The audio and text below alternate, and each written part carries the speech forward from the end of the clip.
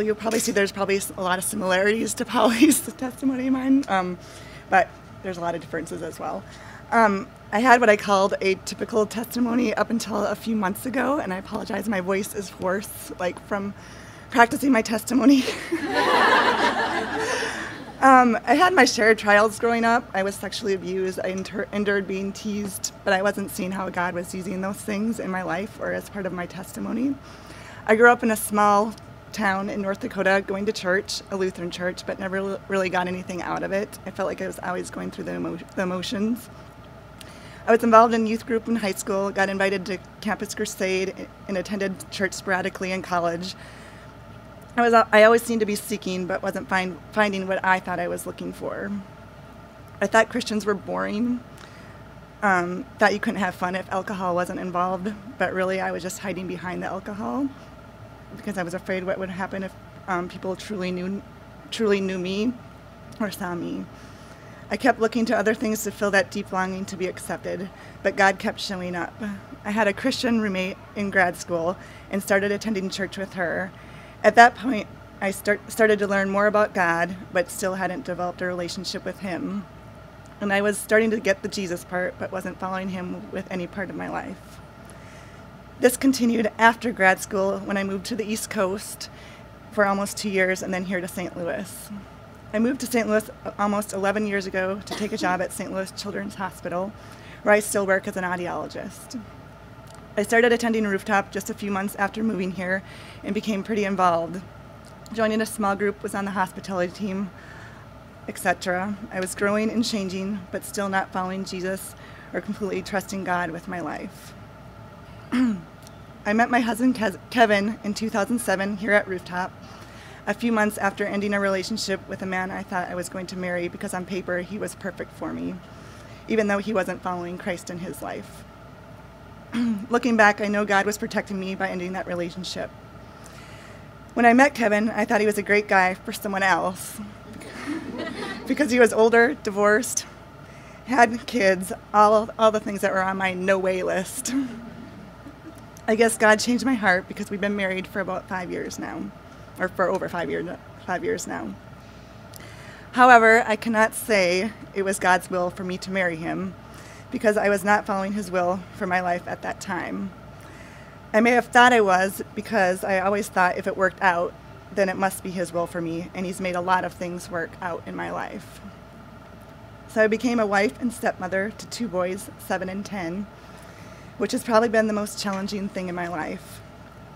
I went through a lot of grieving during Matt's required premarital counseling.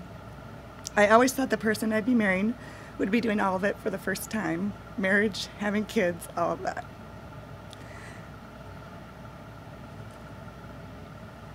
I thought I had grieved and forgiven all of this, but I had not. I went through our marriage holding on to a lot of resentment. I liked to be in control of things and didn't like how the boys were being raised. Especially since they already had a mom and she had a completely different lifestyle. So I went back and forth from trying to control things and change things to feeling defeated and just trying to survive our time with them and not fully being present in my life. I was also envying other women who got to start their families from scratch. I believed lies that Kevin probably really didn't want to have any more kids. And my desire to have my own kids was probably not going to be fulfilled. I tried to tell myself that maybe God was trying to teach me to be content with what he had given me, which in part was probably partially true. I felt a lot of shame and also felt very alone during this time.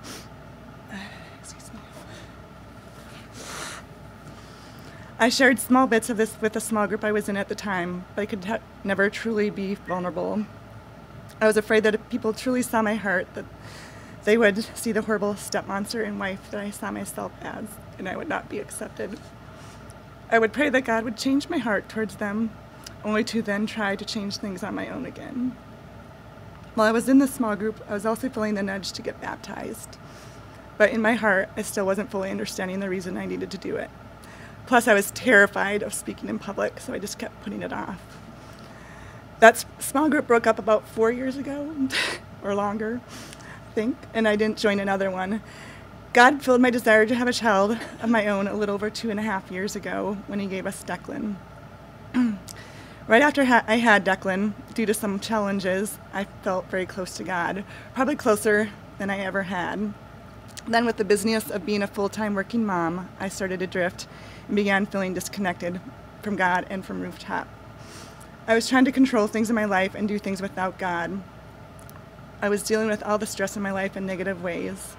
Instead of going to God, I would turn to wine, food, or mindless Facebook or things on the internet.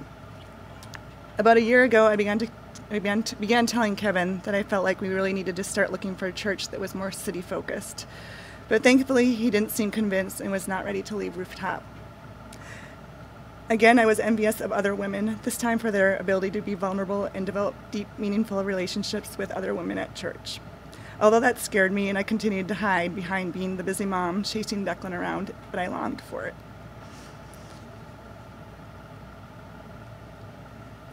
Last spring, after Declan turned 2, I decided to give small groups another try. And if that didn't work, I would convince Kevin we needed to find another church. I began rebuilding my relationship with God again and worked on being more vulnerable with the group of ladies that I know now God went before me to form and place me in. One of the things I shared with them is that I had been feeling the nudge to get baptized for a while, but I had been putting it off out of the fear of not just sharing my testimony, but my fear of speaking in front of others, but also because I didn't feel like I had a wow testimony. They encouraged me to move forward, which I did by sending Jeremy an email, and he sent me the homework, but never got past that due to other things that kept getting in the way. It was also in the spring that I felt a lump in my left breast, which initially freaked me out a bit, but I immediately wrote it off as nothing, naively thinking it was probably just part of my rib bone because of where it was. I couldn't have cancer, I was young, and I breastfed Declan for 2 years. I finally decided I would just have it checked out at my next OB visit, which ended up being the end of July, a week after my 37th birthday. She felt it and then also felt another mass and said, "I'm sure it's probably a cyst. You're way too young, I'm sure it's a cyst. But let's get it checked, let's get you scheduled for a mammogram and a ultrasound just to be sure." So that was a Monday, and we got it scheduled for that Wednesday at 7 in the morning because I was just gonna go right on to work after that. I was a little scared, immediately asked my small group to begin praying for me. The morning of the testing, Steph texted me Deuteronomy 31:8. "The Lord himself goes before you and will be with you. He will never leave you nor forsake you. Do not be afraid. Do not be discouraged." Wow, has that proven true in the past few months. After the first round of mammograms, the tech sent me out to the waiting room to show the radiologist and make sure she got enough scans. When she called me back in for more, I knew things were not okay. It was the scariest time of my life. I cried during the entire process, and the tech kept trying to reassure me that everything was going to be okay, but it definitely did not feel like it was. Then another tech brought me into another room where she did a long ultrasound. The radiologist then came in and told me she was very concerned and they really needed to do a biopsy. I asked her if I could call my husband. She said yes, but she wanted to do a couple more scans, which took an eternity, and it was agonizing. They finally put me in a room to talk with a nurse, and I finally got to call Kevin. I told him he needed to get up there now. Whatever it wasn't good. While I was waiting for him, they introduced me to a surgeon who they wanted to immediately get me scheduled with to see the following week. And they wanted to biopsy both my breasts that afternoon if I was willing to stay. Of course I did. I kept asking if there was a chance it could be benign, and they kept saying, even if it comes back benign, we're still going to be very concerned. And they want me to meet with the surgeon regardless. I was feeling very hopeless and scared, but kept thinking, you must not know the same God that I know. Kevin finally got there, and we cried together as they shared the info I already heard, and we asked more questions. We had a few hours to pass before the biopsy, so we went out and grabbed some coffee. At that point, we sent out a prayer request to the prayer team and several other family and friends. One friend even called and prayed with me. By the time we headed back for the biopsies, I was feeling an overwhelming peace. I didn't feel a thing during either of the biopsies, even when they said I would feel something. I did feel the overwhelming presence of God. They told me I would for sure bruise because of my skin tone, which I totally believe because I bruise if you poke me. So I didn't bruise at all. In fact, 2 days after the biopsies, you couldn't even tell I had biopsies. I had texted my sisters about what was going on, and my older sister, Angela, immediately texted me back and said, "It's not cancer that scares me. It's Western medicine's perception of cancer and how they treat it that scares me." I thought, okay, well, I'm still pretty scared. But God went before me and prepared her for this moment. She practices alternative medicine out in California and began bombarding me with information. She told me not to get pulled down in fear and to cut out sugar from my diet because they both feed cancer. She shared that a big treatment for breast cancer in alternative medicine is frankincense. I said, not knowing what her relationship with Christ was, "You mean the same frankincense that they brought at Jesus' birth?" And she said, yes, they knew even back then that it was invaluable. It was more precious than gold back then. And now I can see why. And I thought that was really actually pretty cool. I began doing some research and sharing the information with some women who God had aligned my footsteps with at Rooftop. I was starting to feel hopeful. God had and was aligning my footsteps with all kinds of amazing people that have been instrumental in my journey. It was amazing how I saw him work in the next few days. Someone sending me just the right scripture or words of encouragement at just the right time, or hearing just the right song at just the right time on Joy FM, or one of Matt's sermons. One example of this happened the next day at work. I was leaning towards alternative treatments and was a little worried about what other people were going to think. Considering the setting I worked in, I worked with the wife of the head of oncology at Children's, and I was one of the audiologists on the HEMONC team at Children's. I just happened to share with our secretary that I was looking into alternative medicine for treatment if it ended up being the big C, and it just happened to mention my information about frankincense. She said, "That's interesting. I have these neighbors who use essential oils for treating illness. I used to think they were really weird, but the more I talk to them, the more sense they make." So that night I did more research and came back to work the next day, and she came up to me. She was all excited. She's like, "I just had to go over to my neighbors and tell them about you. I just couldn't wait." And she's like, "They said a lot of things that you told me yesterday. It was really weird." She was so weirded about it. I'm like, but I knew it was God. I'm like, they told me that I had to use Young Living essential oils, which is exactly the same company that my sister told me I had to use. They told me the same thing about the sugar and the fear, and a lot of other things just confirmed the direction I was going. They extended an invitation for me to come meet them at any point, and they also wanted me to know that they had a friend who cured her breast cancer using frankincense, and they wanted to connect me with her. Over the weekend, I did more research, found out that the husband of this couple wrote a book on essential oils called Healing, God's Forgotten Gift, which is basically a Bible study on essential oils in the Bible. I was also learning that I had to make some changes to the way I was eating. I needed to eat only foods that came directly from the earth as God created them, unaltered by man. In Ezekiel 47:12, it says, "And on the banks on both sides of the river there will grow all kinds of trees for food.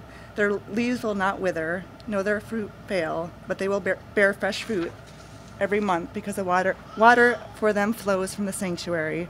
Their fruit will be for food, and their leaves for healing." Not only was it biblical, but I was being led to scientific and anecdotal evidence on this.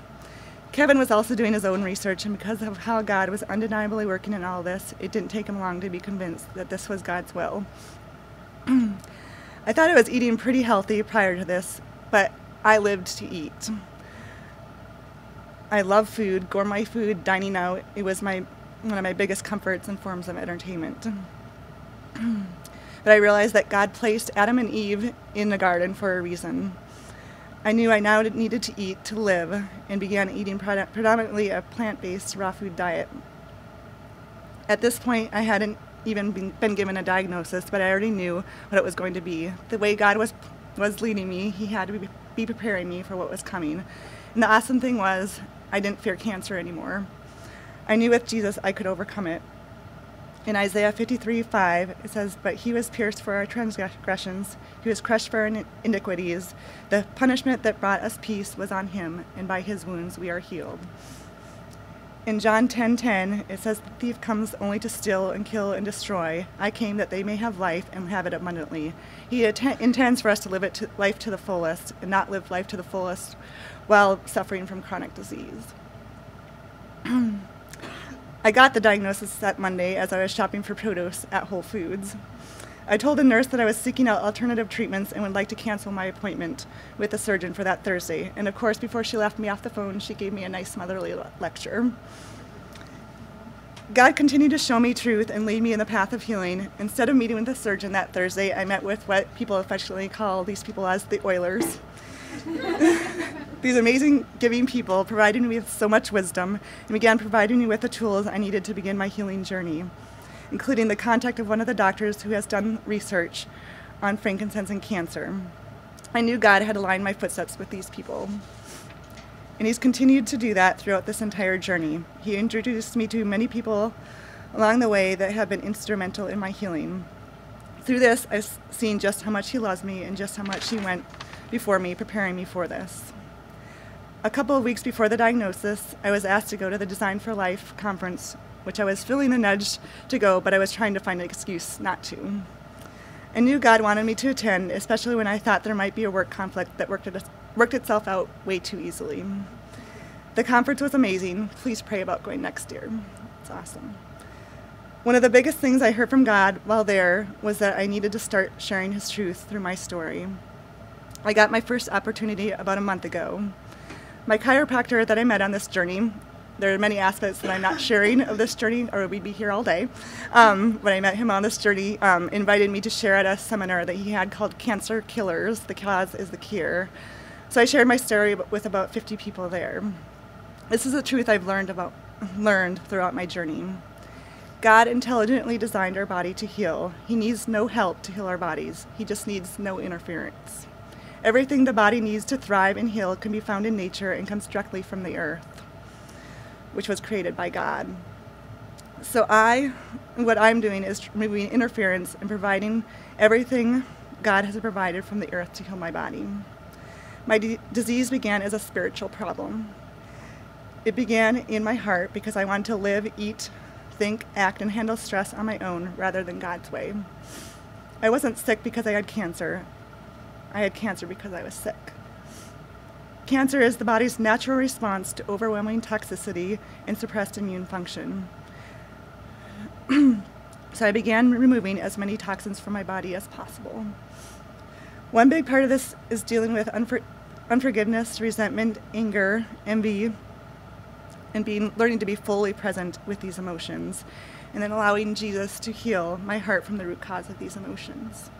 Again, God went before me in this because my small group began reading Captivating, which if you haven't read, it's all about healing the heart. God has taught me a lot about my relationship with the boys in all of this. I'm very critical towards them because I see a lot of myself in them. The stuff I don't like about myself, the stuff I need healing from. I also discovered that my question is, am I accepted? It was what I was looking for my entire life as I tried to fit in, why I could never be vulnerable with people or let them truly see me, because then I might not be accepted. This is the lie I believed my entire life, but I know now that I'm accepted just as I am by God through his son Jesus. And that is the truth I want to continue believing. During this time, I also read James 5:14. Is anyone among you sick? Let him call upon the elders of the church and let them pray over you, anointing him with oil in the name of the Lord.